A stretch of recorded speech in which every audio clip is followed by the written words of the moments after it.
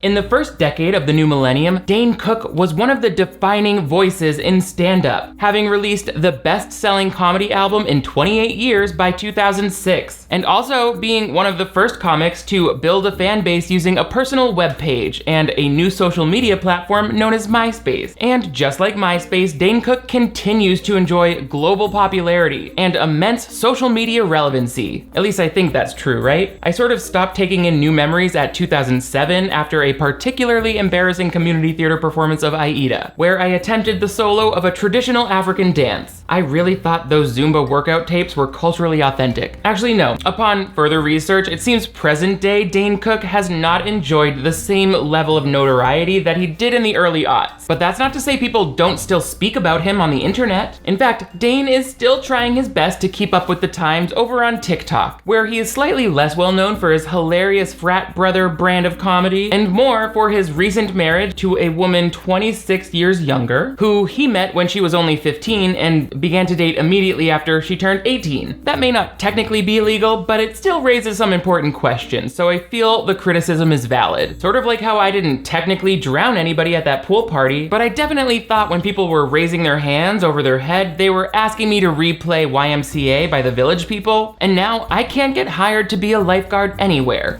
Life is really unfair. And that's why today we are diving into the present day TikTok postings of everyone's once favorite comedian to see how his formerly popular style of comedy translates to the currently popular style of online video, right here on the app that all kids, including his fiance, love. So get ready for a round of short clips where Dane Cook trades his toxic masculinity for toxic positivity while highlighting his lazy style of writing jokes and his method of literally begging us to become the 2007 versions of ourselves once again, where we would apparently laugh at anything or go see any movie in order to escape the reality of an impending financial crisis. So take out some predatory home loans and lower your standards for laughter. And get ready for this Dane Cook cooking the books, robbing the cradle, and giving weird looks installment of Clip Breakdown.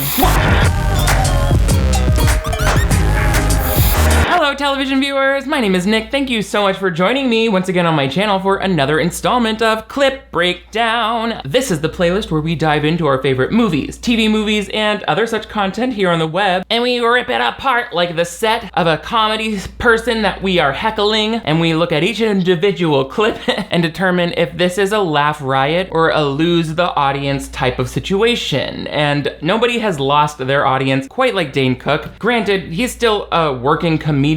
He's doing a documentary from what I saw on TikTok. He still tours like the casino circuit and people still laugh at him. Not entirely surprising since I've seen people laugh at really stupid shit in the last few years. Like, people think Donald Trump is sexy. Anything is possible. And apparently it is also possible for someone who was once at meteoric heights of comedy stardom to plummet back to earth and become just someone that we remember. This seems to have happened both because of joke plagiarism scandals and also, from what I can see, clinging a little bit too hard to youth. That's all I'll say. There have been memes going around comparing the 2000s Dane Cook, who was somewhat of a heartthrob, to the present day Dane Cook, who is like present day, I'm gonna say Brendan Fraser. No shade to Brendan Fraser. I actually would spend a night with him, not this guy. Did I just say I would let Brendan Fraser f me? God, this video is already off the rails. But before we get into it, make sure you give this video a big thumbs up. That way you never miss new videos from me. I upload 2 new ones every week, so turn on notifications and you'll always be the first to know when I'm coming to a casino near you. Merch, Patreon, you got it, you got it, you got it. Press those buttons. Some of you haven't clicked subscribe yet, but you still watch the videos, and I think that's really fun for you. But let's make it fun for me too. I'm just kidding. But if you want to, it helps. So as I said, the main criticism that I saw on Dane Cook's hashtag right now on TikTok are socially aware young people saying how weird it is for him to be marrying this woman who is 26 years younger than him. Dane Cook at 51. This woman must be mid-20s somewhere. I can't do the math, but the real shocker is, like, that's okay. I guess if you're gonna marry somebody who's 26 years younger, they could be really mature. They could be just like having a lot in common with you, but I have to wonder what could possess someone to be sexually attracted to a person that they met when this woman was only 15, a young girl, and then to start dating immediately be the day she turns 18, like with Kylie Jenner and Tyga. That makes me wonder, like, did you really do nothing? You were just good friends up until the day of her 18th birthday? I don't really believe it in today's society. So Dane Cook is obviously getting a lot of flack around that on the internet, and he knows it, and he's incorporated it into his I don't care what anyone thinks brand of comedy, even though I'm like, people who don't care what they think probably don't literally obliterate the facial features they have using filters on every TikTok, but that's not for me to say, even though I did just say it. Let's see what he thinks about the internet not liking the disparate ages of him and his partner. The internet doesn't like it because I'm 49, my girlfriend's 23. She was doing her homework, and I said to her,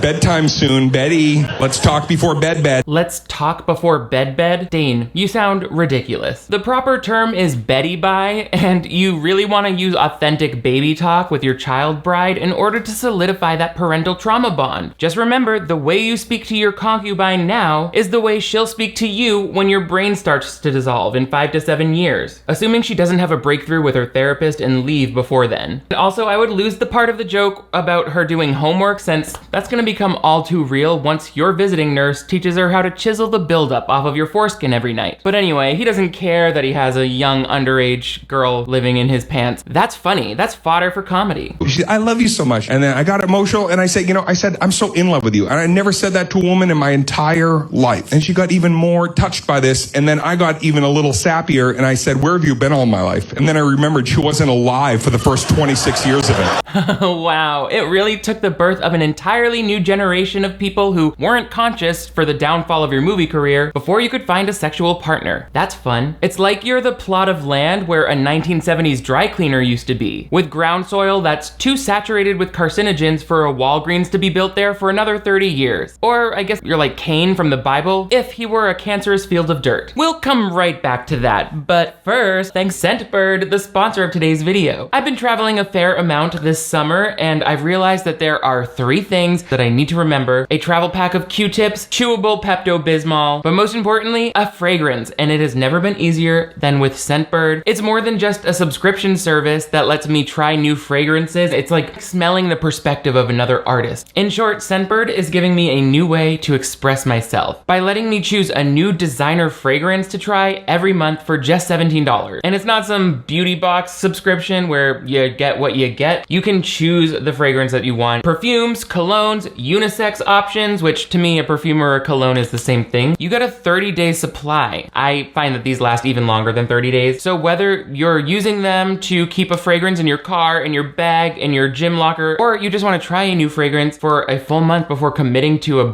bottle that's full size, which can cost $130. Some of them I've seen are even like $300 to $500. That's a lot to commit to without really knowing. Brands like Gucci, Prada, Versace, major fashion houses, or indie brands. They have Skylar, Heretic, Confessions of a Rebel. Let me show you what fragrances I got this month. First, from House of Beau, I have Lamar, which is, as the name would suggest, giving me great oceanic vibes. I'm obsessed with coconut, and I get that coconut note here, but also seawater and Arabian jasmine, which normally jasmine can be a little cloying to me, but this is just mixed perfectly. Next, I have Chris Collins from Vide Core Mium. It's the first fragrance I've ever experienced that is based on an aria. It's based on an opera. This has notes of incense in it, which always remind me of my sister, who burned a lot of incense growing up, and I loved it. Thank you so much, as always, to Scentbird for keeping my nose happy and also supporting this channel continuously. Make sure at home you scan my QR code and use DiRamio TV to get 55% off your first month at Scentbird. People can marry whoever they want if you're consenting, legal adults, and I'm saying this as someone who's been there, but I do believe that in many cases, there are certain power dynamics that can come into play, and that might not translate to actual control or abuse, but if nothing else, making jokes about it and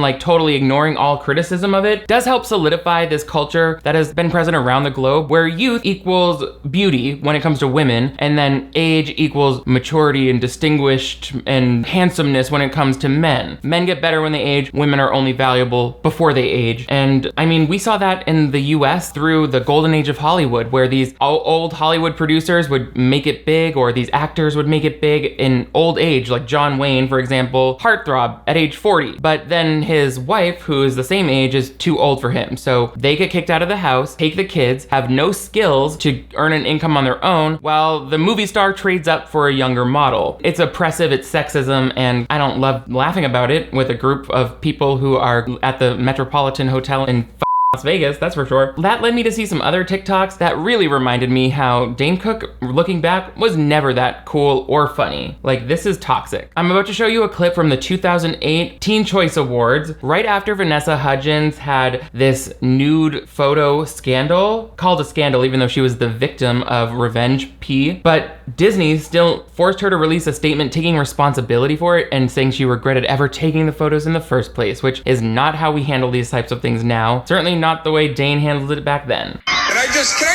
before I do the choice hotties, can I just say what everybody in this room is thinking but nobody has said? Where's Vanessa Hudgens? Girl, you got to keep your clothes on!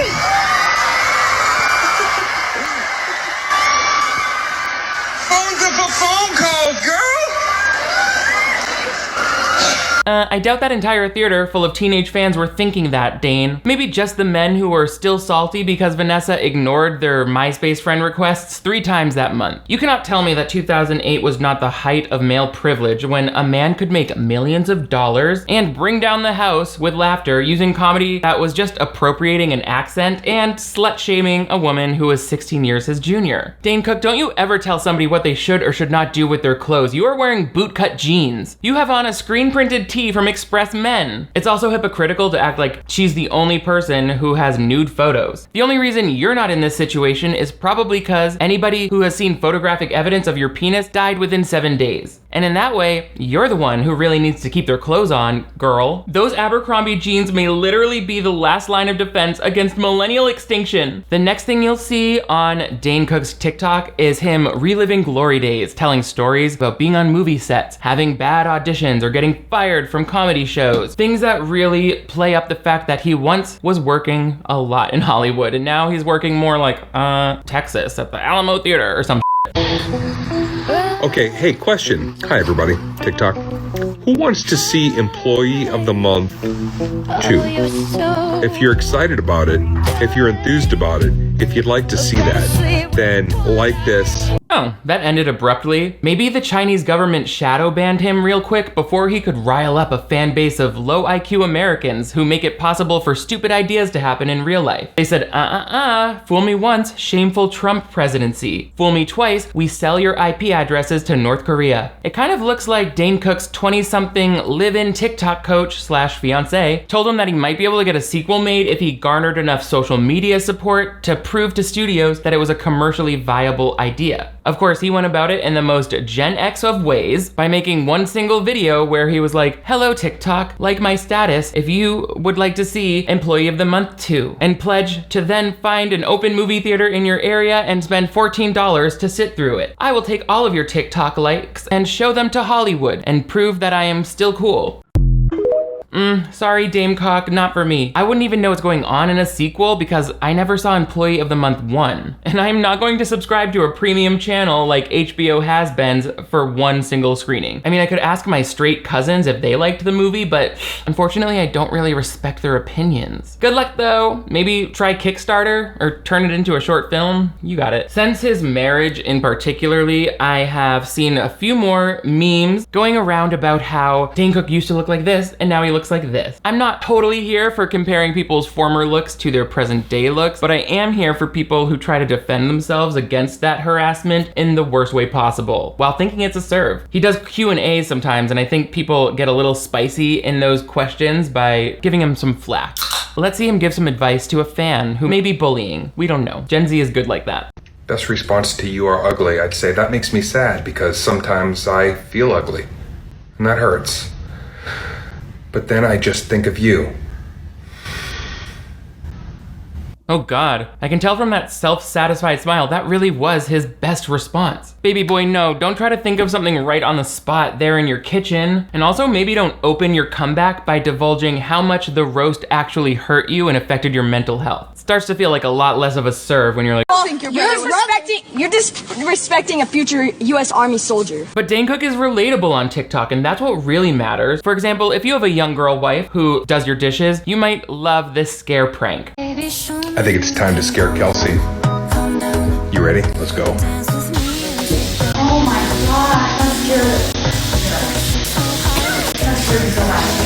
I have to ask, is that the same ease with which Kelsey provides the desired reaction when you're trying to make her laugh as well? Because then I sort of understand why you would want to marry her, despite first meeting her when her 10th grade class hired you to be the MC of the spring fling. He said, time to scare Kelsey again. You guys love when I do this prank. And she said, oh my god, yeah, you really scared me there just now. The way you were standing around and I thought you were requesting sex again. I was like, no, not until our paper anniversary. You know the rules.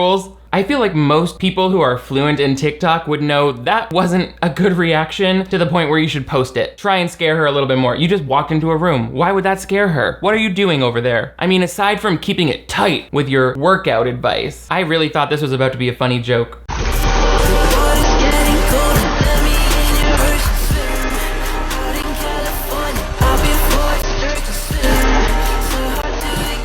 Now we just have to wait for the punchline. Because, you know, Dane Cook had abs when he was younger, but he's 51 now and doesn't exactly look shredded by today's standards. So at least he's self-aware of that and willing to poke fun at himself, right?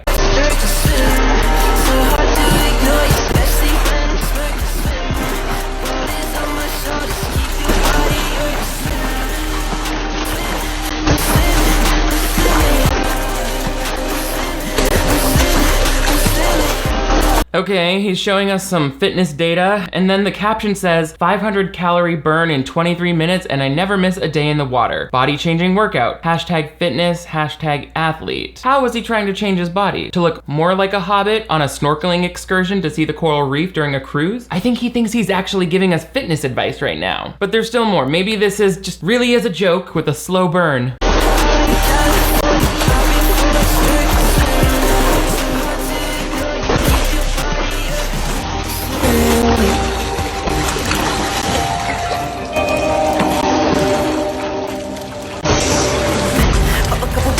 Uh-oh, he seems to be losing steam. I think he's gonna start drowning. Dane, you did it, you're home! We told him this pool connects to the open ocean, so he'll believe he really swam around the globe every night. He went to school in Boston. You can pretty much tell him whatever. I don't think people would have such an issue with Dane Cook's present day branding if it didn't purport to still be as edgy and cool as it was in the 2000s. But that seems to be all that these like show trailers that announce his upcoming tours do. The Gladiator steps into the Coliseum, muscles tense, nerves on fire, fighting for glory. Meanwhile, the comedian steps onto the stage, heart pounding, adrenaline coursing through their veins, fighting for laughter. Comparing the two is like comparing the speed of light to the speed of sound. Both are incredible in their own way, but completely different in terms of their purpose. Well, the speed of light is 880,981 times faster than the speed of sound, so they're not that difficult to compare. I don't think this is great writing. Although I do agree with the part about the comedian getting on stage and fighting for laughter. I mean, Dane seems like he's trying really hard out there for those casino crowds in New York, New Jersey, and Florida, fighting for his life. But I mean, a gladiator would have to kill a lion with a sword just for one more night of passion with the servant boy that he mentored. God,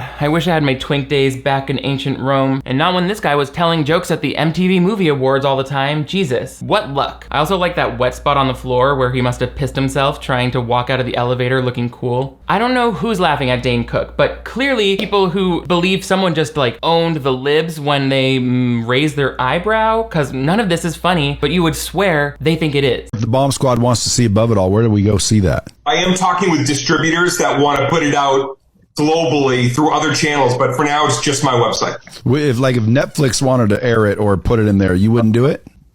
Only if they're going to let me own it. A buddy of mine has some sort of deal with Netflix, and he said it's not conducive to the artist. You know, it's not conducive to Netflix to not have Dane Cook on their platform. Oh, Whew, that nuclear bomb was just a special effect. I thought he finally posted something so stupid that China just went ahead and dropped the big one. Which is silly, because what he said, with that smug, stupid face, made perfect sense. I'm sure Netflix would love to have Dane Cook's comedy special on their platform, but they can't afford it because it's selling so well independently on DaneCook.com, while his agent tries desperately to find a mainstream distribution deal for it. It's like when people say, my life should be a movie. It's just that nobody wants to make a movie about it because it's not interesting enough to be a movie. Explosion graphic. You know what? Dare to dream like Dane Cook. I too feel that it would not be conducive to Netflix to not have Clip Breakdown on their platform. Grinchy smile. Let me know what you think in the comments below. Are you still a present day Dane Cook fan? And if so, what was your grade point average in high school? Also, let me know if there are any other washed up has-beens trying to make it happen on TikTok, because baby, those are my favorite types of people. Also, give this video a big thumbs up if you want to see more content like this, but most importantly, don't forget to hit that subscribe button if you want to see more Clip Breakdown. Hit that notification bell icon, that way you never miss a new video from me every time I'm coming to the Mohegan Sun Casino and Resort in Connecticut near you. Also, thanks again to Scentbird for sponsoring today's video. Check out their links. You guys are all the greatest. Thank you for finally becoming old enough for me to marry today. Ooh, I will see you next time. Mwah!